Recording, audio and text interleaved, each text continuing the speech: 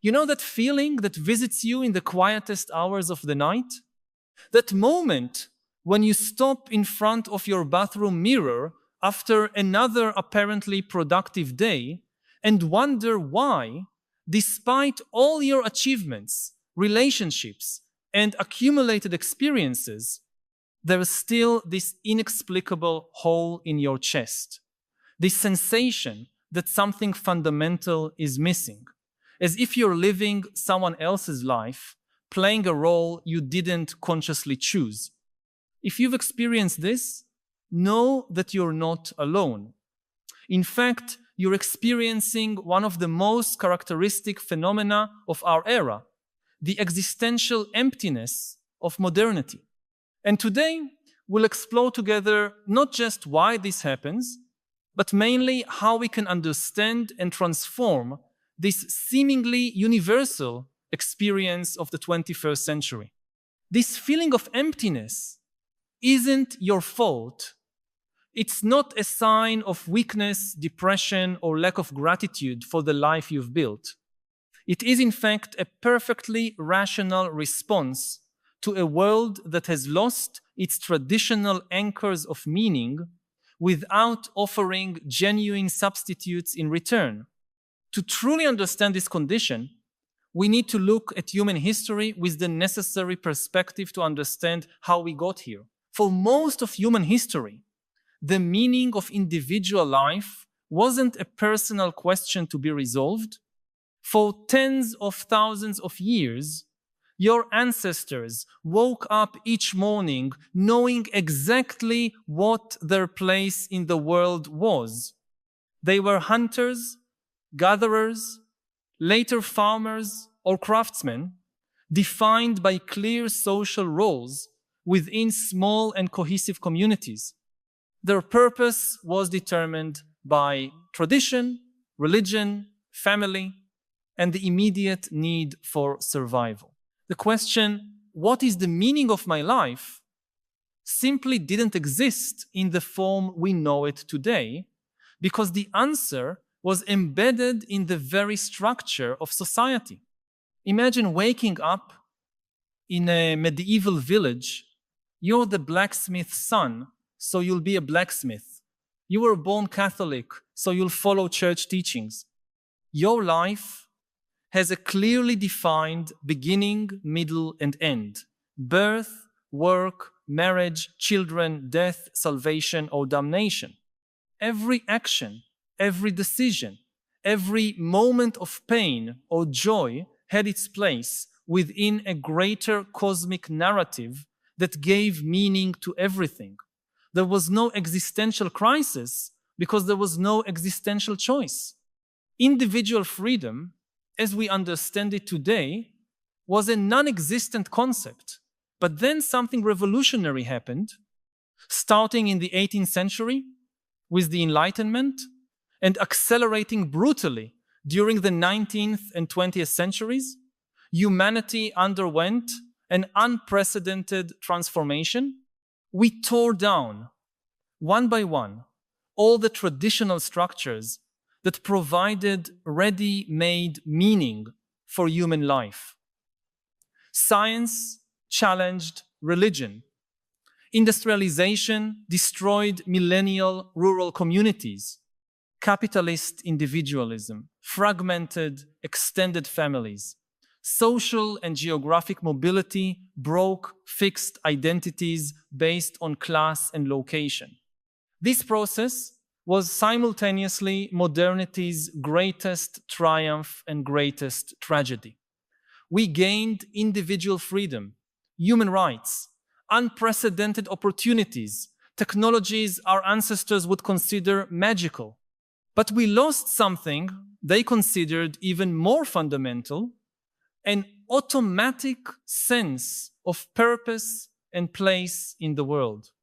We became free to choose who we want to be, but this also means we're obligated to choose who we want to be.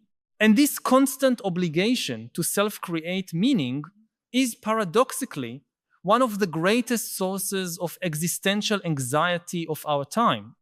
What makes this situation even more complex is that our contemporary society offers apparent substitutes for lost meaning, but these substitutes are fundamentally inadequate to fill the void left by ancient certainties.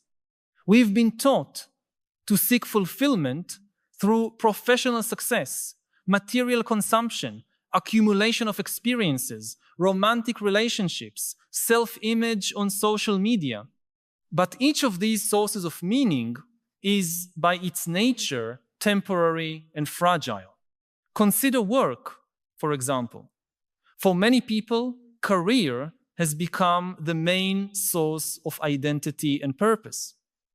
I am a doctor, I am an engineer, I am an entrepreneur.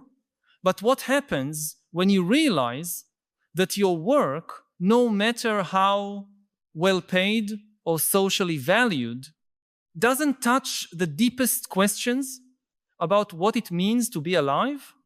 What happens when you retire, lose your job, or simply wake up one morning realizing you're dedicating most of your conscious life to activities that don't resonate with your deepest values? Consumerism offers another seductive substitute. The implicit promise is that happiness and meaning can be bought. The next smartphone, the next car, the next trip, the next outfit, the next course, the next self-help book will finally fill the void. But any honest person who has lived long enough knows that the pleasure of consumption is necessarily fleeting. The dopamine of purchase dissipates in days or weeks, and the emptiness returns, often larger than before. Social media has created a new category of existential substitute: constant external validation. Likes, comments, followers, the careful curation of an apparently perfect life online. But this only amplifies the fundamental problem, because now we not only live lives that may lack genuine meaning, but we also spend considerable time performing these lives for an audience doing exactly the same thing. It's a spiral of superficiality that distances us even further from fundamental existential questions. I want to pause for a moment to ask you directly: when was the last time you felt an inexplicable emptiness, even while surrounded by all the things that should make you happy? Perhaps it was after a job promotion you fought to get, or after buying something you'd wanted for months, or even after a fun night with friends. You came home and in the quiet felt that something essential was still missing. I know we often keep these feelings to ourselves, perhaps out of shame or fear of seeming ungrateful for the life we've built. But this experience is more common than we imagine. If this feeling resonates with you, share your experience in the comments. It can be as simple as writing, "I feel this emptiness when I'm," and completing it with your personal experience. Your honesty might be exactly what another person needs to read today to feel less alone in this silent struggle so many of us face. But why exactly do these modern substitutes fail so consistently to fill the existential void? The answer lies in the fundamental nature of what it means to be human. We are, by our own evolution, creatures that create meaning through narratives. Our brain doesn't just process information, it constantly tries to build coherent stories about who we are, where we came from, and where we're going. We need a sense of temporal continuity, transcendent purpose, connection to something greater than ourselves. Modern substitutes fail because they are, in their essence, centered on the individual self and the immediate present. They don't offer the broad temporal dimension our psyche needs. A successful career can last decades, but what about after retirement and after death? Consumption offers pleasure in the present, but what narrative does it build about who you are at 80? Social media creates an illusion of connection, but what kind of legacy or continuity do they offer beyond the ephemeral? Digital technology, which should connect us more to each other, often amplifies our existential isolation. We spend hours daily interacting with interfaces, algorithms, and edited versions of other people, but how much time do we spend in silent contemplation, in deep conversations about fundamental questions, in activities that connect us to broader dimensions of existence? The technological acceleration of our era creates a constant sense of urgency that prevents the kind of slow and deep reflection necessary to build genuine meaning. Furthermore, we live in an era of choice overload that our ancestors never faced. Psychologists call this the paradox of choice. The more options we have, the more anxious we become about whether we're making the right choices. Our grandparents might have had 3 or 4 possible professions in their hometown. Today, you can theoretically do anything, live anywhere, be anyone. This unlimited freedom, which should be liberating, often becomes paralyzing. How do you choose a life path among infinite possibilities? And how can you be sure the chosen path is the right one? This choice anxiety extends to all areas of modern life. How many people should you date before committing to one? Which career will maximize both personal fulfillment and financial security? How many children to have? And when? Which religion to follow, if any? How to balance personal ambition with social responsibility? Where to invest your time, money, and emotional energy for a well-lived life? Our ancestors didn't face this paralysis of choices because their options were limited by external circumstances. Paradoxically, these limitations created a sense of inner freedom because once the life path was externally defined, they could focus on how to live well within those limitations instead of constantly questioning whether they were on the right path. But perhaps the deepest aspect of modern emptiness is related to our disconnection from natural cycles and biological rhythms that governed human experience for millennia. Our bodies and minds evolved to live in sync with day and night rhythms, seasons, agricultural cycles, natural patterns of work and rest. Modern life has disconnected us almost completely from these ancestral rhythms. We work under artificial light, eat processed foods at irregular hours, sleep in climate-controlled environments disconnected from seasons, spend most of our time in indoor environments, interacting more with screens than with natural landscapes. This disconnection isn't just physical, it's existential. We've lost the sense of being embedded in larger cycles that transcend us, of being part of something that existed before us and will continue existing after us. Nature has always provided humans with a sense of perspective and humility that is fundamental to psychological well-being.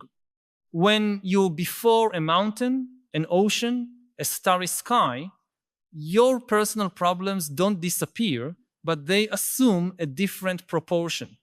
You feel part of something infinitely larger and older than your individual concerns. This experience of cosmic smallness is paradoxically liberating and comforting. But how many people in modern urban environments have regular access to this perspective? Spiritual disconnection is another fundamental aspect of contemporary emptiness.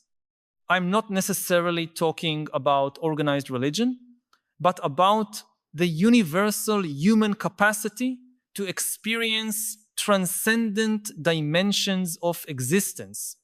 For tens of thousands of years, all human cultures developed ritual, contemplative, and spiritual practices that allowed individuals to access states of consciousness that transcended ordinary concerns of daily life. These practices, meditation, prayer, fasting, ritual dance, ceremonial use of psychedelic plants, pilgrimages, silent retreats, nature contemplation, weren't luxuries or hobbies, but fundamental psychological necessities. They allowed people to regularly access perspectives that placed their individual lives in broader contexts of meaning and purpose. Secular modernity not only abandoned these practices, but often ridiculed them as primitive superstition. We replaced the sacred with the scientific, the transcendent with the material, the eternal with the temporal. But what we gained in empirical knowledge, we lost in existential wisdom. Science can explain to us how things work, but it can't tell us why we should care about being alive.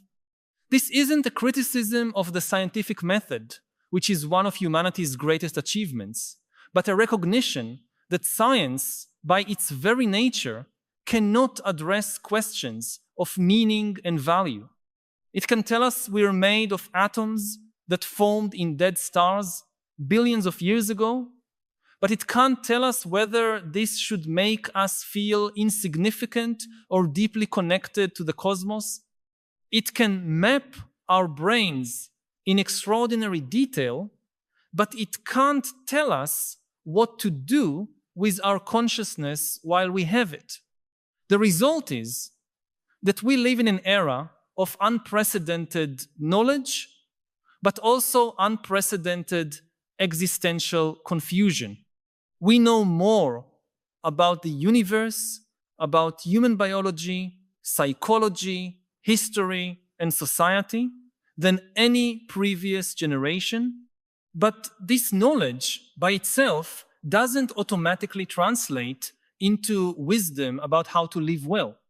In fact, it may even amplify existential emptiness, because the more we understand about the vastness and apparent indifference of the cosmos, the harder it becomes to maintain comforting illusions about our special place in it.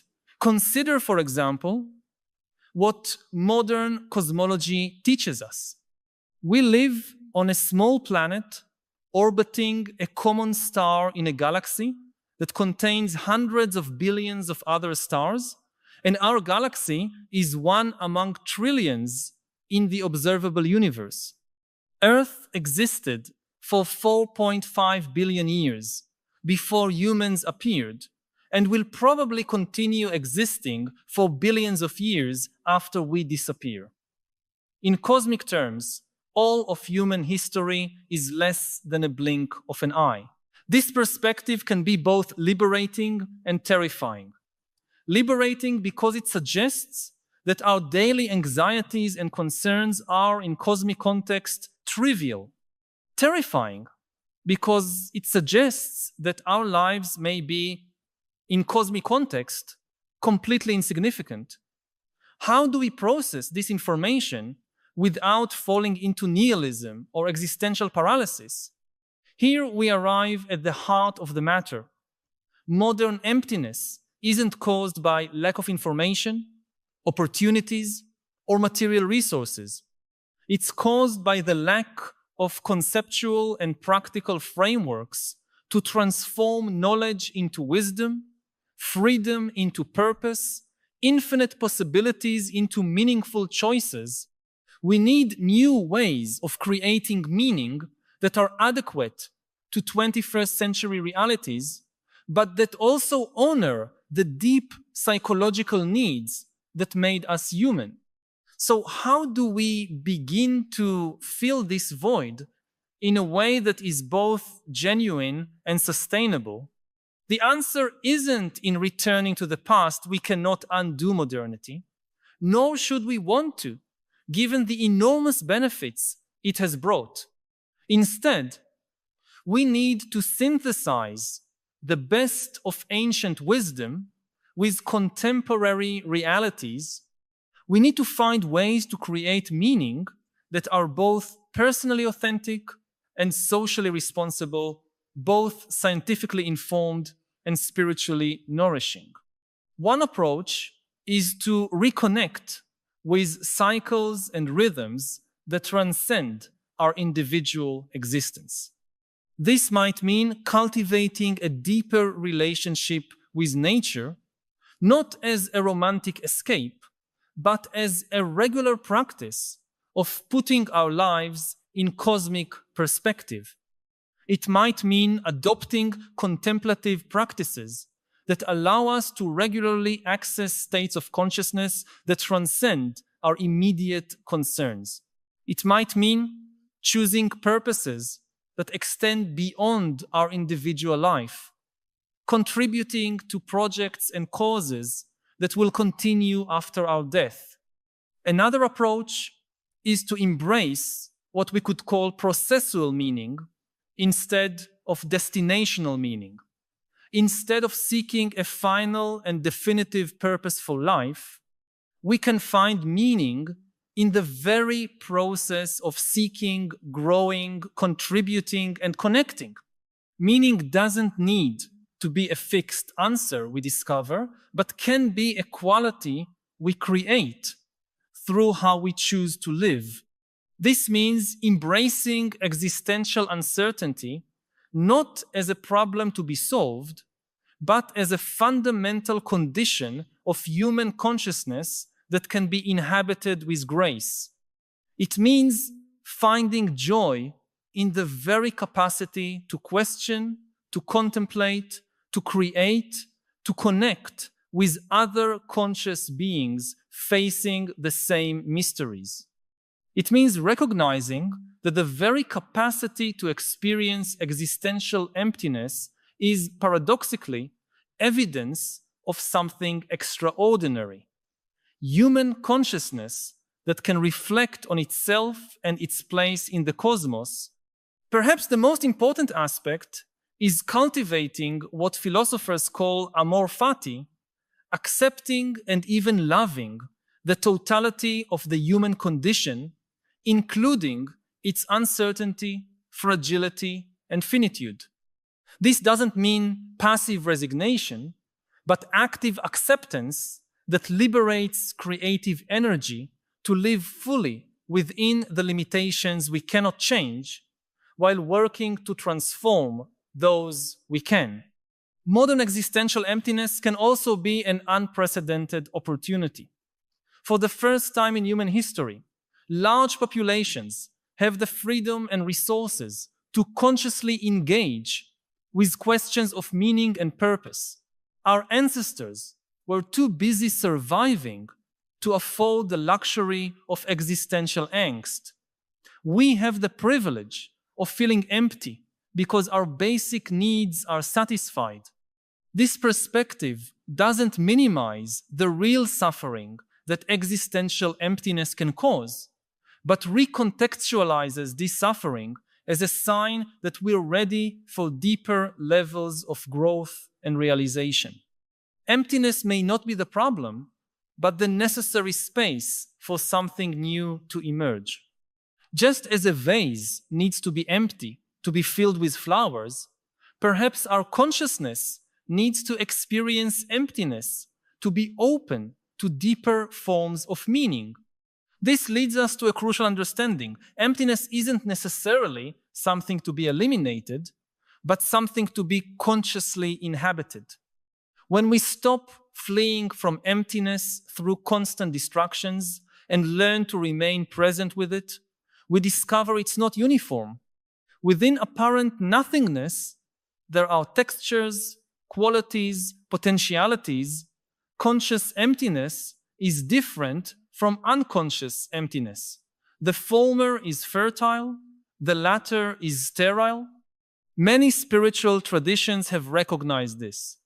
The Buddhist concept of sunyata, or emptiness, doesn't refer to nihilistic nothingness, but to the creative space from which all experiences emerge. St. John of the Cross's dark night of the soul isn't described as an experience to be avoided, but as a necessary stage of spiritual purification. Existentialists like Sartre and Camus didn't see existential anguish as pathology, but as the condition of possibility for authentic freedom. Perhaps our collective emptiness is a symptom, not that something is wrong with us, but that something is trying to emerge through us. Perhaps we are in the middle of an evolutionary transformation of human consciousness, leaving behind forms of meaning that served earlier stages of our development, but are no longer adequate for the challenges and opportunities of our current era. This transformation requires not just individual changes, but also collective changes in how we structure our societies. We need educational institutions that teach not just technical skills, but also existential wisdom. We need work environments that honor not just productivity, but also purpose. We need communities that offer not just social connections, but also support for spiritual growth. We need technologies that amplify our capacity for genuine human connection instead of replacing it with digital simulacra. More fundamentally, we need new cultural narratives that integrate our scientific knowledge with our existential needs. Narratives that help us understand our place in the cosmos, not just in terms of physics and chemistry, but also in terms of meaning and purpose. Narratives that allow us to be simultaneously humble before the vastness of the universe and proud of our unique capacity to consciously contemplate it. These narratives are beginning to emerge. Deep ecology offers us ways to see ourselves as integral parts of the web of life, not as external observers. Transpersonal psychology explores states of consciousness that transcend ordinary ego boundaries. Evolutionary cosmology allows us to see the universe not as a dead machine, but as a creative process in constant evolution of which we are active participants. Contemplative neuroscience is scientifically validating millennial meditative practices. But perhaps the most important change each of us can make is simply to honor emptiness when it appears, instead of fleeing from it. This means creating regular spaces of silence and solitude in our lives. It means resisting the compulsion to fill every moment with external stimulation. It means asking difficult questions about what really matters and being willing to live with incomplete answers. It also means recognizing that existential emptiness isn't an individual problem to be solved in isolation, but a universal human condition that can connect us more deeply to each other. When we honestly share our doubts, fears, and existential questions, we create spaces of authentic intimacy that are powerful antidotes to modern isolation. The irony is that emptiness, when consciously inhabited and shared, can become a source of fullness, not the fullness of having all the answers, but the fullness of living the questions with courage and companionship. Not the fullness of a life without mystery, but the fullness of a life in constant dialogue with mystery.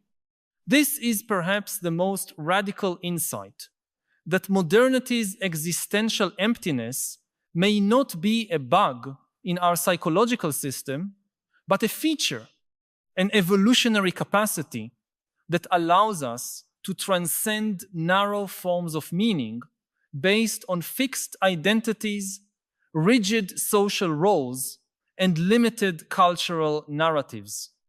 An openness that makes us available for broader and more inclusive forms of purpose and connection. If we can learn to inhabit this emptiness consciously, both individually and collectively, perhaps we'll discover that it's not an obstacle to human realization, but a portal to it. Not the end of the search for meaning, but the beginning of a more mature, flexible, and infinitely creative search. The emptiness you feel isn't evidence that something is wrong with you or the world.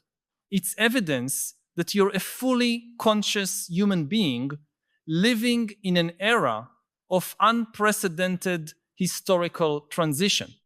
It's a sign that your psyche is refusing to be satisfied with superficial substitutes for genuine meaning. It's an invitation to consciously participate in the creation of new forms of wisdom, adequate to the unique challenges and opportunities of our era. If these reflections have touched something you've been feeling, but perhaps haven't found words to express, know that you're not alone. By connecting with others who share these concerns, you'll become part of a growing community of people consciously navigating through the uncharted waters of modern existence. Each week, we meet here to explore together the great questions that define our era and to seek not just understanding, but also wiser ways of living amid the transformations we're witnessing. Subscribe to continue this essential journey of discovery together. And remember, the emptiness you carry isn't a personal failure, but a cosmic opening. Through it, something new can be born. The democratic conversation is breaking down. And every country has its own explanation. Like you talk to Americans, what's happening there between Democrats and Republicans? Why can't they agree on even the most basic facts? And they give you all these explanations about the unique conditions of American history and society. But you see the same thing in Brazil. You see the same thing in France, in the Philippines. So it can't be the unique conditions of this or that country. It's the underlying technological revolution. What do you have to say to democratic countries, where we also see a bombarding of information like this impacting the democracy? Democracy, in essence, is a conversation between a large number of people, which has strong self-correcting mechanisms. You need to keep the conversation, and to have a conversation, you must have many voices. If there is only one voice which is allowed to be heard, this is not a conversation. This is a dictatorship. This is a monologue, a dictate.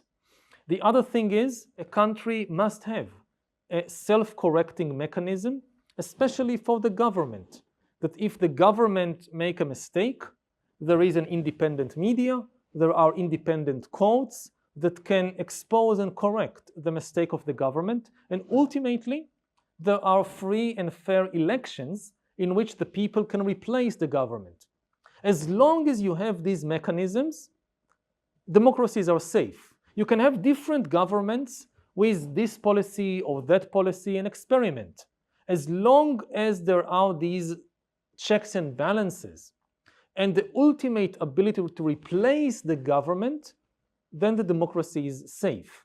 The danger in every democracy, and this goes back thousands of years, in a democracy you give one person or one party the power for a limited duration on condition they afterwards give it back to the people and the people can make a different choice next time.